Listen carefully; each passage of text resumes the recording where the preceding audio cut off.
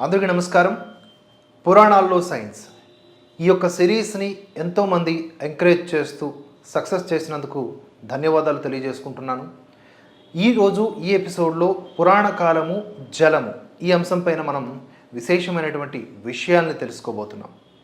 అయితే మీ అందరికీ ప్రతి వీడియోలో చెప్తున్న విషయమే, పురాణాల్లో సైన్స్ ఈ పుస్తకాన్ని మనకు రచించిన వారు పోలిశెట్టి బ్రదర్స్. మీకు గనక ఈ పుస్తకం లేదా వారు రచించినటువంటి ఇతర పుస్తకాలు కూడా కావాలి అనుకుంటే స్క్రీన్ మీద కనిపిస్తున్నటువంటి నెంబర్స్కి కాల్ చేసి పొందవచ్చు. ఇక ఇదివరకే మనం ప్రీవియస్ ఎపిసోడ్స్లో పంచభూతాల్లో అగ్ని గురించి తెలుసుకున్నాం, వాయువు గురించి తెలుసుకున్నాం. ఈ ఎపిసోడ్లో మనం పురాణ కాలము జలము ఈ అంశం గురించి తెలుసుకుందాం. పంచభూతాల్లో జలము ఒకటి అని చెప్తూ ఉన్నాయి మన వేదాలు కానీ పురాణాలు కానీ. ఆకాశము, వాయువు, అగ్ని, ఆ తరువాత జలం. జలాన్నే మనం వ్యవహారికంగా నీరు అంటాం. నీటిని గురించి సంపూర్ణమైనటువంటి అవగాహన మన పూర్వీకులకు ఉంది. ప్రకృతి ప్రారంభం కావడం కంటే ముందు నుంచి కూడా నీరు ఉన్నదని వారికి తెలుసు.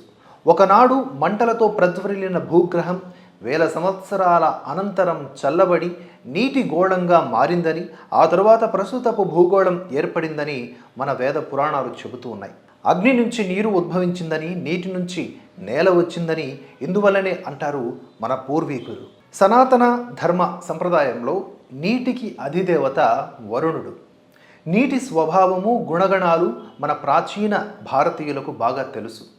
నీటికి శబ్ద, స్పర్శ, రూప, రస గుణాలున్నాయని వారు చెప్పారు.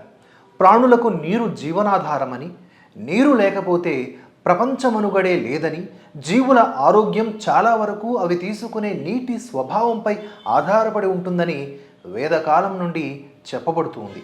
కలుషితమైన నీటిలో ఉండే సూక్ష్మజీవుల వల్ల జీవులకు అనేక రోగాలు వస్తాయని కూడా వేదాలు చెబుతున్నాయి. భూమిపై నీరు సూర్యుని వేడిమి వల్ల మేఘాల రూపంలో ఆకాశానికి చేరి చల్లని గాలులు సోకగానే వర్ష రూపంలో తిరిగి భూమిపై పడుతుందని మన ప్రాచీనులకు తెలుసు. ఇలా కురిసే వర్షపు నీరు స్వచ్ఛమైనదని వారు గుర్తించారు.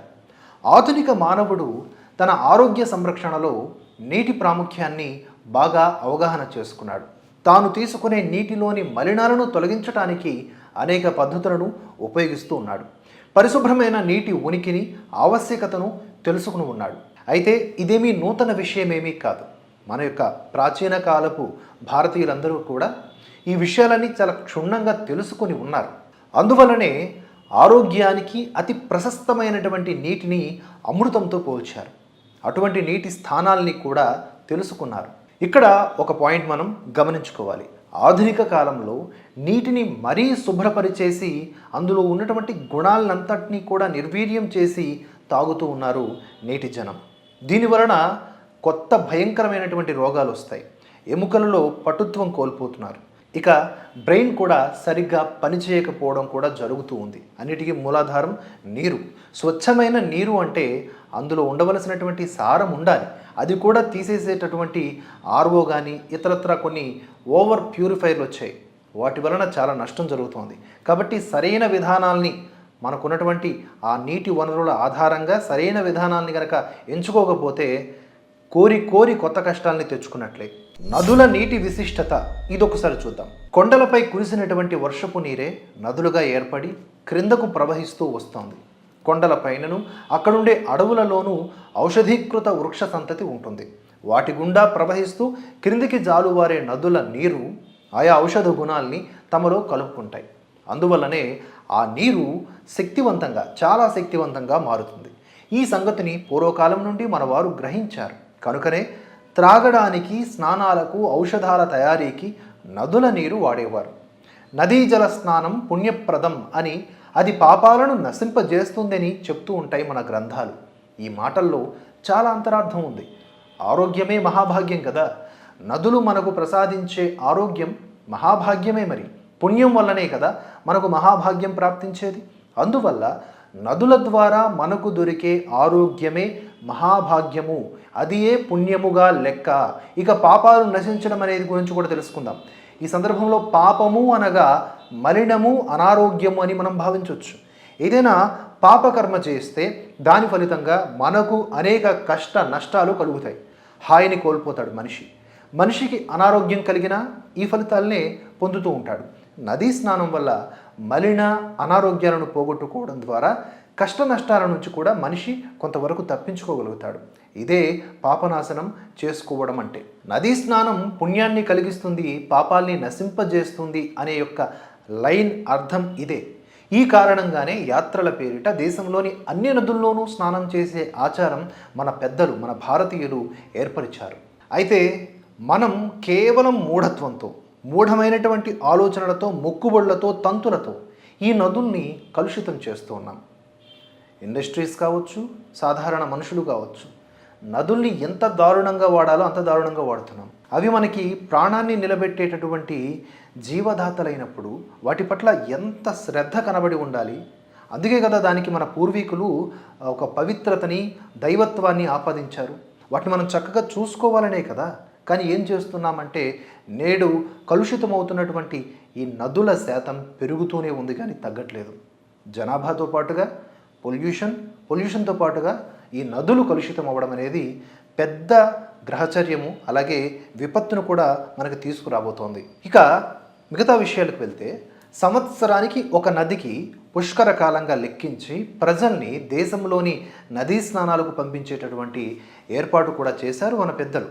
ఈ విషయాలేమీ తెలియకుండా వితండవాదులు ఏమంటారు, కొంతమంది సోకాల్డ్ మేధావులు, కంటికి కనబడని సోకాల్డ్ మేధావులు, వారు ఏమంటారంటే నదీ స్నానాలకు పాపపుణ్యాలకు సంబంధం ఏమిట్రా అంటారు. వాళ్ళు ఈ ప్రశ్నలు చేస్తూ ఉంటారు. వారి అజ్ఞానానికి కేవలం మనం ఏం చేయాలంటే జాలి పడాలి, చిన్న చిరునవ్వుతో క్షమించేయాలి. ఇక మన ప్రాచీన భారత కాలంలో ఎంతో పరిశుద్ధముగా ఉండే నదులన్నీ నేటి కాలుష్య ప్రపంచంలో విపరీతముగా కలుషితం అవుతున్నాయి. మనం చేతులారా తెచ్చిపెట్టుకుంటున్నటువంటి దౌర్భాగ్యం ఇది. అమృతతుల్యమైనటువంటి జలాలను ఆధునిక సైన్స్ పేరిట విషపూరితాలుగా మార్చుకుంటూ ఉన్నాం. గంగా నది విశిష్టత. హిమాలయాల్లో ఓషధుల మధ్య నుండి ప్రవహిస్తూ వస్తోంది గంగా నది. అందువలనే గంగా జలాలు శక్తివంతమైన ఔషధీకృత జలాలుగా రూపొందడం జరుగుతోంది. జీవుల రోగాలను హరింపజేసి ఆరోగ్యాన్ని ప్రసాదించే అమృత జలంగా గంగా జలం పేరు పొందింది.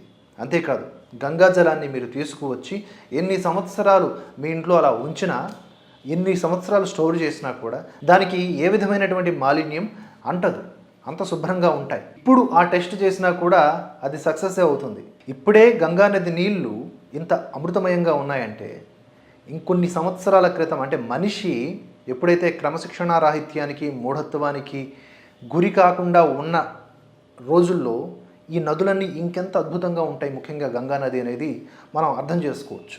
ఆ పూర్వపు రోజుల్ని మనం సంపాదించుకోవాలి అంటే ఇలాంటి విషయాల్లోనే ముఖ్యంగా మనం, ఇదేమీ అజ్ఞానం కాదు, సుజ్ఞానం. ఇక అనారోగ్యాన్ని కలిగించేటటువంటి సూక్ష్మ క్రిముల్ని నశింపజేసే శక్తి గంగా జలానికి ఉంది. అందువలనే ఆ జలంలో సూక్ష్మ క్రిములు పుట్టవు, పెరగవు. ఆ కారణంగానే ఎన్నేళ్ళైనా కూడా గంగా జలం పాడవకుండా ఆరోగ్యకరమైన రీతిలో నిల్వ ఉంటుంది. ఈ విషయం మనకి తెలిసిందే. దేశ విదేశాలకు చెందినటువంటి ఆధునిక శాస్త్రవేత్తలు గంగా జలంపై శాస్త్రీయ పరిశోధనలు జరిపి ఈ విషయం నిర్ధారణ చేశారు. కావాలంటే గూగుల్లో చూసుకోండి. పురాణ కాలంలోని మహర్షుల నుంచి ఆధునిక కాలంలోని శాస్త్రజ్ఞుల వరకు ప్రశంసల్ని అందుకుంటూనే ఉంది మన గంగా జలం.